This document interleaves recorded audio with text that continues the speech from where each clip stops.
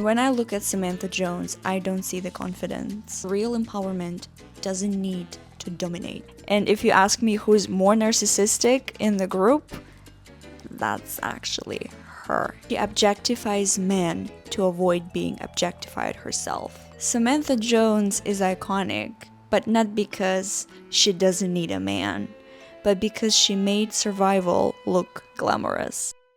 What if I told you that Samantha Jones wasn't as empowered as you think? She was actually in a lot of pain. What if I told you that her early 20s were not as fabulous as her 40s, and Samantha that you know is just a trauma response? We all love Samantha Jones. Society celebrates her as this confident, gorgeous woman that is sexually liberated and she doesn't need a man. She is bold, magnetic, and fearless. Every room she enters, she dominates, and she makes being a woman look powerful and unapologetic. But as a therapist, I see something else. If Samantha Jones walked into my office seeking therapy, I would have to look beneath the surface. I would have to uncover her patterns and find the wound that never got to heal. And when I look at Samantha Jones, I don't see the confidence. I see a woman performing a role, performing a version of herself that's being very carefully curated to protect herself from something far more terrifying than loneliness. Vulnerability. If you look behind the designer sunglasses, the confidence and control, you will see someone who is terrified of being hurt again. Samantha is someone that has been hurt before, and she decided she's not gonna let that happen to her again. This video is not about judging Samantha, but that is about honoring that part of her that never got to heal. So let us start with the origin of the story, because every defense mechanism has a story. Every wall was built to survive in a moment when there was no other choice. So if Samantha was sitting in my office, I would ask her, when was the first time you felt used? Truly used and discarded? Who made you feel that way? We don't get to see Samantha's childhood in the series, but it does give us this key relationship that could be the one that hurt Samantha and made her put up her confidence wall. If you remember, in the second series of the show, there was this guy, Dominic, and in the show, they say that he was the only man Samantha truly loved, and he broke her heart. He left her for a model, someone who is better than her, and that shattered her heart into pieces. Perhaps that was the moment she felt completely broke, traumatized, because she's opened her heart to a man for him to break it. And that was the moment she decided, never again. We see a moment where they meet years later. He was going through a divorce, and she creates this grand plan that she was gonna seduce him and made him feel like he made her feel once back in the past. She plots her revenge, she seduces him, but she only got hurt even more in the process. And that was a classic example of trauma reenactment. She wanted to make him feel used and discarded. That's a little girl saying, see how that feels? Being used and being thrown away. Another painful romance that we see in the series is Richard Wright, who is arguably a male version of Samantha. He is successful, wealthy, emotionally distant, and a womanizer. And at first, she thinks she can handle him. She can even outplay him. But then she realizes that she starts catching feelings for this guy, and she's terrified. Do you remember that scene in New York on a skyscraper? You can see the city skyline, the romantic music playing, and they're slow dancing. And you can see it in her face. She's scared. She knows how that's gonna end for her. But he's looking at her, and with his eyes, he's almost telling her, trust me, let's do this. And she lets herself fall. But as you know, that relationship did not last for long. because she just could not handle the anxiety. For her, it was insane. She knows she cannot trust the guy because he's a total playboy. She starts spying on him. She realizes that he was cheating. And she just ends that relationship saying that I love you, but I love myself more. But in reality, which I mean, of course, it was a good thing she left the guy.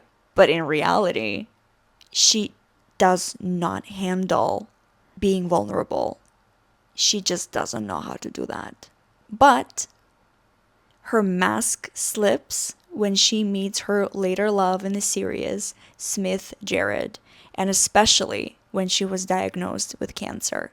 At first, when she meets Smith Jared, she doesn't know how to handle it because he's warm, he's genuine, and he actually likes her for her. And that terrifies her. She doesn't know what true intimacy is because she has never experienced that. She doesn't know what to do. At first, if you remember, she hides behind sexual theatrics when he was just trying to get to know her. Why? Because intimacy requires surrender, and Samantha just cannot allow herself to go through this. At first, when she was diagnosed with cancer, if you remember, she's trying to be overly positive about it. She's joking like it's nothing, because to show weakness for her is terrifying. Accepting help is unbearable. She doesn't allow anybody to see her weak and in pain and in need of love and support. But Smith Jared was with her throughout the most difficult cancer moments. Do you remember that scene when she decides to shave her head because of cancer? And Smith shaves his hair too in solidarity, and you can see how she just cracks. For the first time, someone is there for her to hold her pain and allow her to be weak, and is there to support her and love her throughout the difficult moments. And for the first time, she allows herself to be seen for who she really is.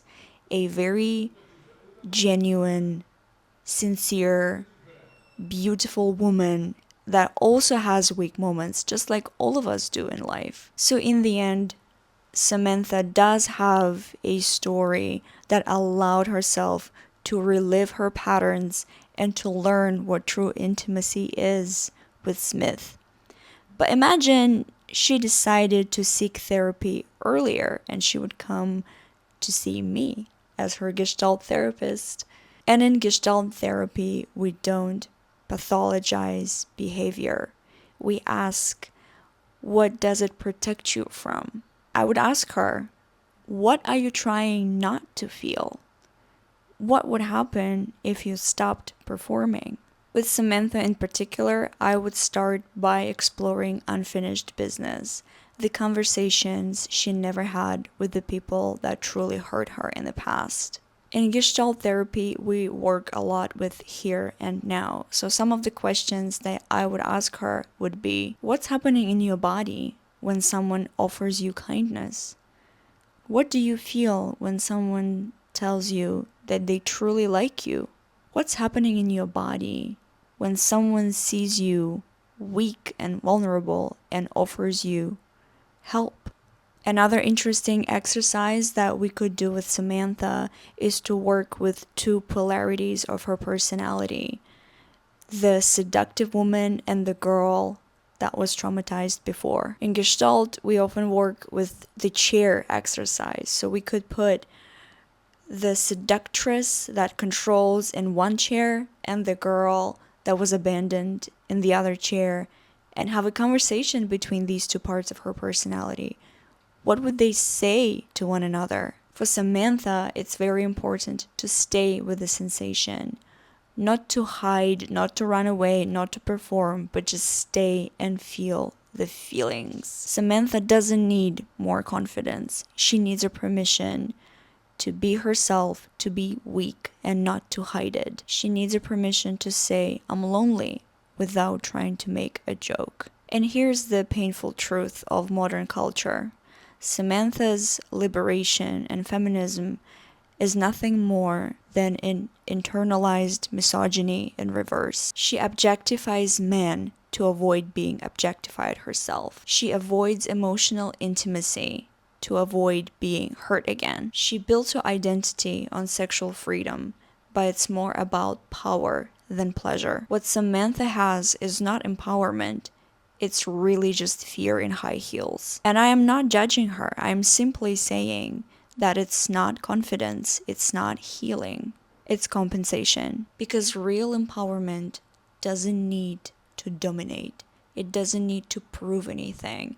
It doesn't fear softness. And softness is where Samantha struggles the most. In conclusion, let's say a few words about her psychological portrait. Often, Samantha is called a narcissist, and I get why that's easy to confuse her for one. She's glamorous, she likes to be center of attention. She's sometimes perhaps a little bit self-centered.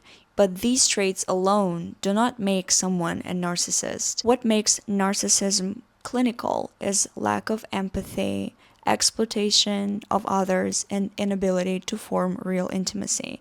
And Samantha doesn't have these features. She is actually the realest friend in that group of 4 women.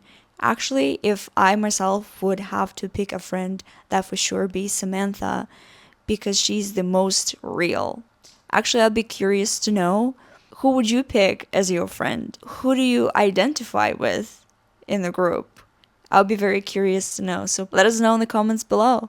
So Samantha, she's not a narcissist. She's something we call hysteroid. Hysteroid personality structure is characterized by attention seeking and being a bit theatrical, check. Emotional exaggeration, check. Hyper focus on charm and charisma, check. Samantha is able to form real friendships. She is there for her friends and she is emotionally available for them. Why? Because with them she feels safe. She doesn't feel like that with men. If you remember 2 iconic moments when Carrie was cheating on Aiden and Samantha was the only friend that she shared that with, why? Because she knew that Samantha would accept her for who she is and she would not judge her. And then Carrie said, "Don't you want to judge me just a little bit?" And Samantha said, "Not my style." It was a very kind thing to say at that moment, right? Even though Carrie could use a bit of judgment, in my opinion. But then another scene with Charlotte when her brother came to the city and he was going through a divorce and Samantha slept with him, and then Charlotte slut-shamed her and Samantha just walked away.